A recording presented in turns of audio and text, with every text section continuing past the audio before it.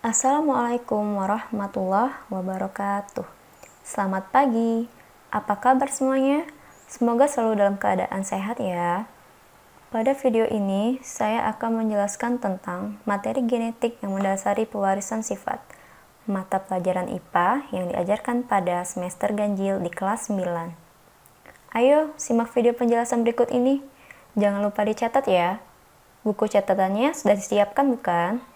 Oke, tanpa berlama-lama, berikut penjelasannya.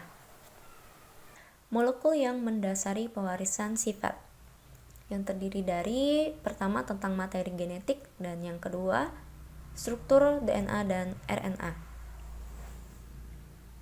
Tujuan pembelajaran: yang pertama, peserta didik dapat menjelaskan molekul yang mendasari pewarisan sifat pada makhluk hidup. Yang kedua, peserta didik dapat mengidentifikasi struktur molekul DNA.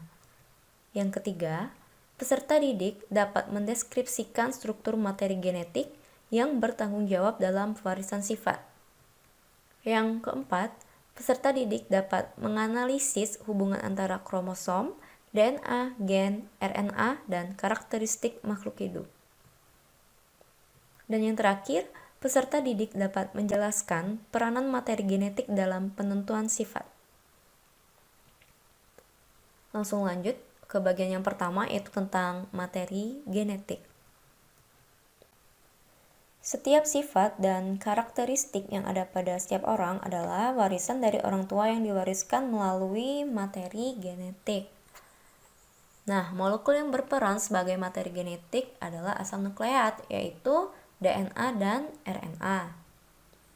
Pada suatu untai DNA terdapat unit instruksi atau perintah yang mempengaruhi sifat atau yang menentukan karakteristik setiap makhluk hidup yang disebut gen.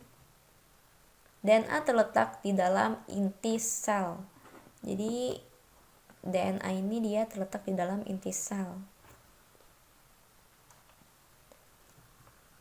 Agar DNA tersusun dalam inti sel yang kecil, untaian DNA ini menilit pada protein yang disebut dengan protein histon.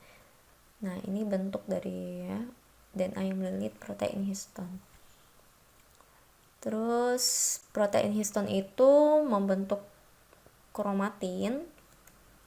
Pada saat sel akan membelah, benang-benang kromatin akan memadat sehingga membentuk kromosom. Selanjutnya pada bagian kedua tentang struktur DNA dan RNA. DNA memiliki struktur seperti suatu untai ganda yang membentuk heliks. Jadi dia terdiri dari dua untai. Seperti ini. Ini ada satu lagi. Jadi ada dua. Struktur DNA yang panjang tersusun atas satu unit kecil yang disebut dengan nukleotida. Nah, ini disebut nukleotida. Satu unit nukleotida tersusun atas gugus fosfat, gula deoksiribosa, dan basa nitrogen. Jadi ini bagiannya dari nukleotida tadi. Ada gula deoksiribosa, basa nitrogen, dan gugus fosfat. Nukleotida bisa dibagi lagi menjadi struktur yang lebih kecil yang disebut dengan nukleosida. Nah, nukleosida ini dia terdiri dari gula deoksiribosa. Ini gula deoksiribosa dan basa nitrogen. Jadi gugus fosfatnya tidak termasuk. Basa nitrogen pada DNA itu terdiri dari adenin, timin, guanin, dan sitosin. Adenin selalu berpasangan dengan timin, dan basa guanin selalu berpasangan dengan basa sitosin. Basa adenin dan guanin disebut basa purin, dan basa timin dan basa sitosin disebut basa pirimidin.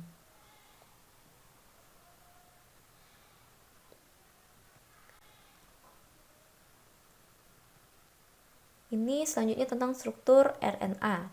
RNA hanya terdiri atas satu untai saja, sehingga struktur RNA tidak membentuk heliks ganda. Ini bisa dilihat pada gambar A, dia hanya satu untai. Lalu pada RNA dia tidak terdapat basa nitrogen timin, namun diganti dengan urasil. Bagian basanya ini, urasil, guanin, sitosin, dan adenin. Bagiannya, basa nitrogen itu sama ada 4, ada adenin, namun bagian timin seperti yang saya jelaskan tadi diubah menjadi urasil. Ada guanin dan sitosin. Adenin selalu berpasangan dengan basa urasil dan basa guanin selalu berpasangan dengan basa sitosin. Ini perbedaan antara DNA dan RNA. Bisa dilihat kalau DNA dia helix ganda, ada dua untai. Namun pada RNA hanya ada 1 untai saja.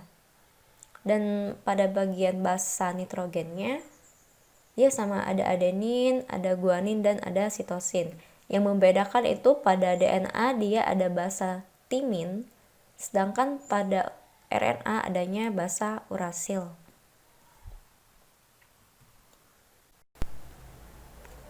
Baiklah, sekian penjelasan mengenai materi genetik yang mendasari pewarisan sifat.